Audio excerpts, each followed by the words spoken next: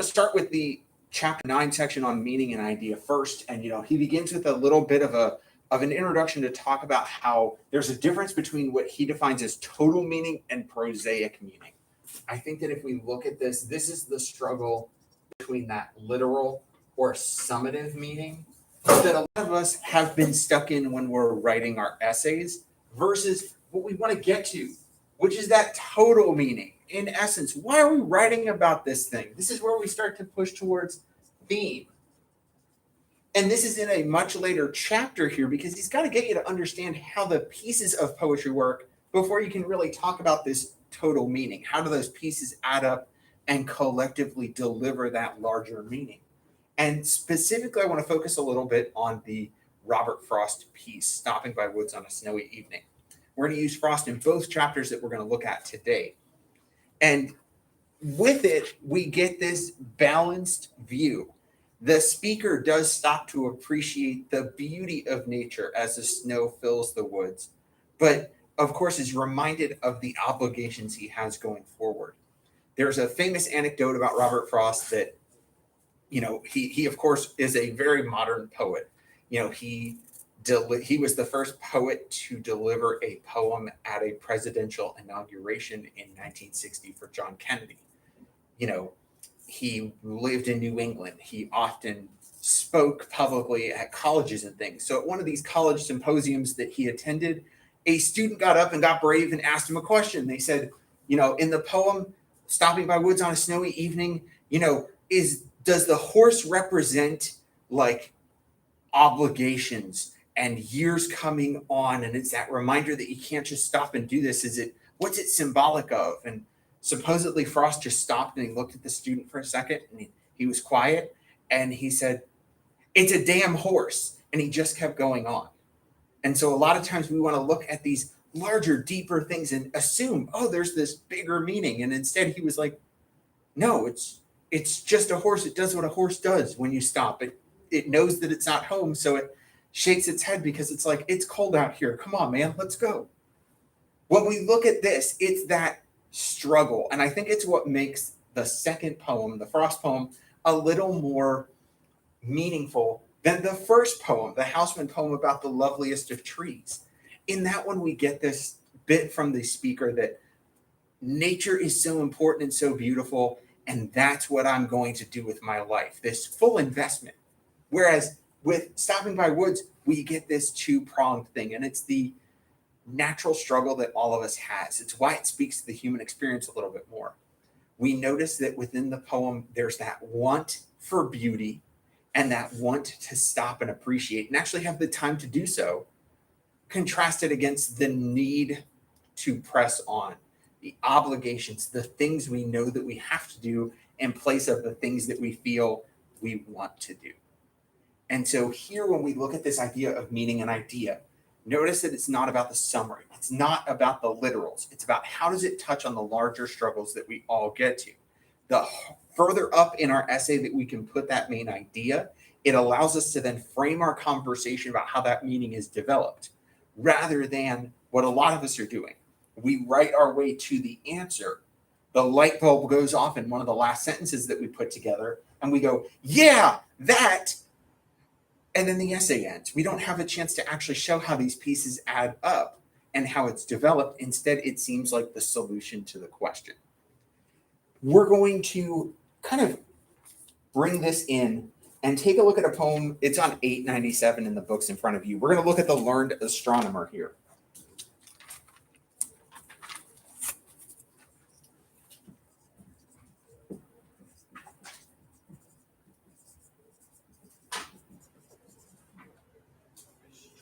There we go. And we're going to switch and, be very focused with our Americans today and look at this Walt Whitman piece. Have you ever read it? Either of you that are here with me? Yeah, I got two here today. Walt Whitman, 19th century poet, very progressive for his time period, at a time where a lot of American poetry was focused on not just nature, but a very structured view of nature. Whitman threw structure out the window a lot of times. He was a free spirit. He was a gay man in a world that didn't have a place for him. Not that that matters here in the poem, but here he focuses on a lecture. And so we're going to read the poem, and then I want to show you kind of a cool thing that I found online, and this guy that does this neat project with poetry, and use it as a way to help us to see that meaning and idea piece. So here, Whitman says, when I heard the learned astronomer, when the proofs, the figures were ranged in columns before me, when I was shown the charts and diagrams to add, divide, and measure them, when I, sitting, heard the astronomer where he lectured with much applause in the lecture room, how soon, unaccountable, I became tired and sick, till rising and gliding out I wandered off by myself in the mystical moist night air, and from time to time looked up in perfect silence at the stars. So if we read and we look, it might be a little tough to like understand what he's getting at, to really see it. And so this is a cool resource where this guy actually illustrates the poems that he kind of looks at. So hopefully this will show up on the screen for those of you at home.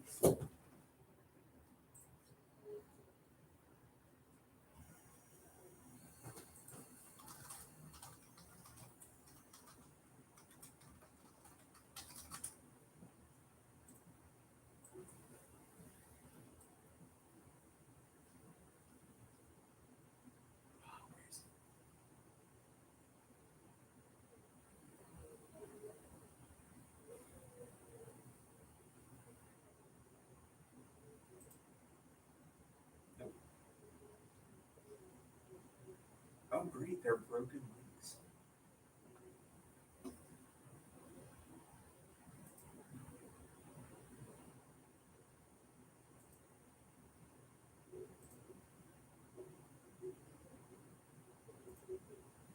Oh, wants to come up just fine there. But not on the actual website. All right.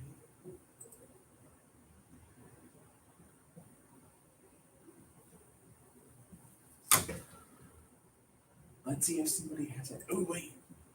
Did somebody put it as a video? Oh, righteous. Here we go. So this is still the same thing, just videoed.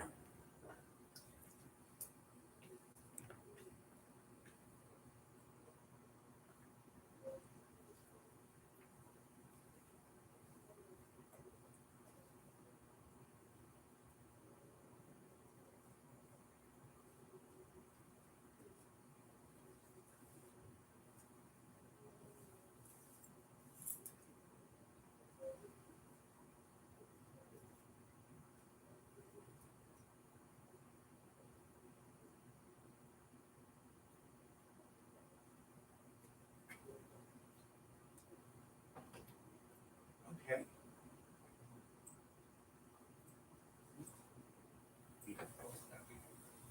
So I like the visual nature of it because it helps, especially for me, that line about unaccountable, in reading it, always hit me as like, how it's a lecture. How are you unaccountable? And then when I saw the graded assessment, I went, okay, that's one way to read it, but we could also read unaccountable in terms of if it's a lecture, there's no test. So the way that you really are unaccountable for a lecture is you drift off. And I think all of us have had that experience, whether in school or at church or anywhere, when someone's just speaking for long periods of time. If you're not invested, man, you're out. And so here we get this counterbalance. And I think what's important about the counterbalance, kind of in looking at this idea and pairing it with Stopping by Woods, is a really similar exploration of the difference between beauty and obligation. Here we have this speaker that is attending this lecture. And of course, if we look at Whitman's dates of living, this is a 19th century person. So he may have been a student, but does it say that the speaker is a student? Imagine that it's somebody who goes of their own free will because they're interested in astronomy.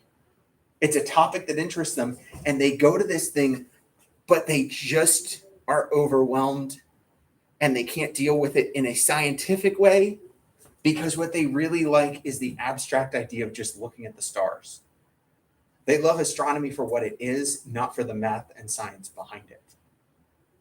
And so it kind of makes that idea of the way that we can bring nature in and make it a tangible versus having to learn these pieces.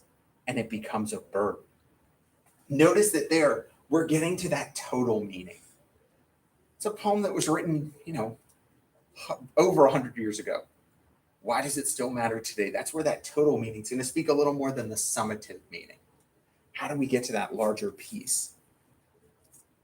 We're going to use this to kind of talk about allusions. So in our books that are in front of us, if you go back to 680, allusions are really hard to teach because there's so many of them. Like, it's an impossible task to try to go, I'm going to teach you how to recognize every allusion possible. That's abject failure at the start. In order to really teach and understand allusions, you have to have an understanding of the culture that person is immersed in. And of course, now it is so very divergent because your allusions are going to come from the things that surround you. What music do you listen to? What television shows do you watch? What movies do you enjoy? And our allusions have changed in the 21st century to being more focused on quoting a movie, repeating a joke, and even think about how, to some degree, a meme is similar to an allusion. If you look at your definition of allusion that's provided, it's a reference to something in history or previous literature, but it has that connotative meaning associated with it. It's why it's an in-joke. If you get it, you understand the meaning behind it. But if you don't get it, you're completely lost. Think about how memes work that way. You don't have to have the text on the meme, but if you have that person's picture that pops up that's associated with what's one that is still going around? Kermit sipping on the tea, right? You can have whatever text you want there, but Kermit sipping on tea connotes a certain understanding about how you're supposed to read that sentence. It's implied there. I saw a Ted Cruz meme that came across yesterday that had his picture and it said statement from Ted Cruz, and it was just a picture of the coded message from the Zodiac Killer. You don't understand that joke and that reference unless you understand that whole idea of Ted Cruz as the Zodiac Killer. It is a complete illusion in and of itself. And so we have to understand the only way that we can really step into understanding illusions is to have that knowledge of literature, of often Christian religion. The good news is, if it's a Christian reference, more often than not on the AP test, if it's really important for you to understand the passage, they are actually providing the gloss for it. Think back to when we did the Cardinal Wolsey timed writing, and they had the bit about who Lucifer was. They know that they need to fill in some of those gaps for students because we're acknowledging the diversity of who we are seeing. And so we just need to be aware of kind of what we're looking at. And we're going to use a Robert Frost poem to kind of help with that. I want to read the poem with you first and talk a little bit about it, and then give you time to read the text to see how they utilize the allusion to add to meaning. So we're going to start with the meaning and idea piece, but then fold in the allusion afterwards to talk about how it helps to support or broaden the meaning that we get. Now, this is a longer piece to it. And we notice that the title is actually in quotation marks in and of itself. That tells us that this is a quote taken from something else. This is actually what the allusion is the title. But let's read the poem. The buzzsaw snarled and rattled in the yard and made dust and dropped stove-length sticks of wood, sweet-scented stuff when the breeze drew across it. And from there, those that lifted eyes could count 5 mountain ranges, one behind the other, under the sunset far into Vermont. And the saw snarled and rattled, and it ran light, or had to bear a load. And nothing happened. Day was all but done. Call it a day, I wish they might have said, to please the boy by giving him the half hour that a boy counts so much when saved from work. His sister stood beside them in her apron to tell them supper. At the word, the saw, as if to prove saws knew what supper meant, leapt out at the boy's hand, or seemed to leap. He must have given the hand. However it was, neither refused the meeting. But the hand!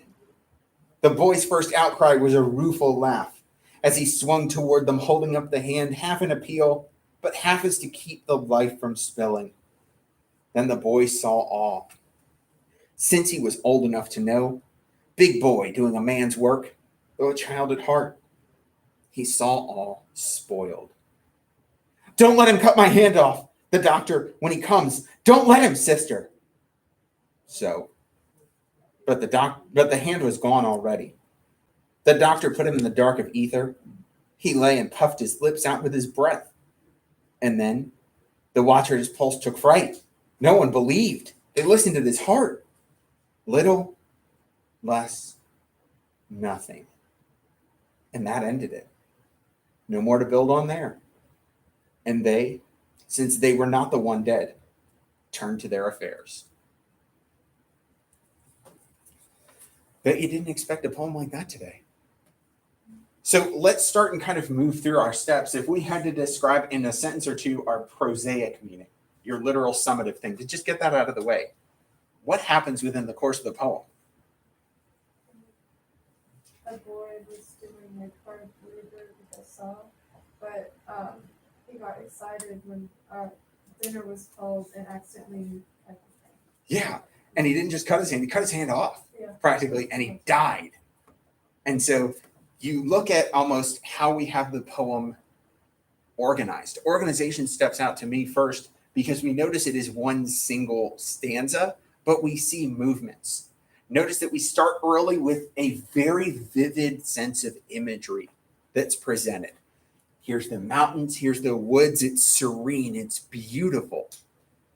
And then we have this violent, sharp incident that happens. Talk to me about the diction choice and describe, well, don't talk to me, I'll do instead, that might be easier. Notice the diction choice in boy, and how he discusses his choice of boy as we move down and we look at the boy who saw all. This is about line 23. They say, since he was old enough to know, big boy doing a man's work, though a child at heart. When we look at the date and we notice that it's early to mid 20th century, we get this issue that's present here in a boy handling a chainsaw, in essence, to cut wood.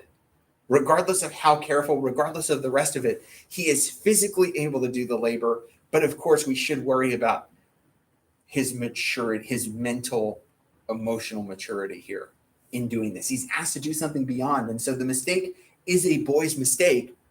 But of course, the price is so very much. And it's why he is big enough to understand that it's all spoiled.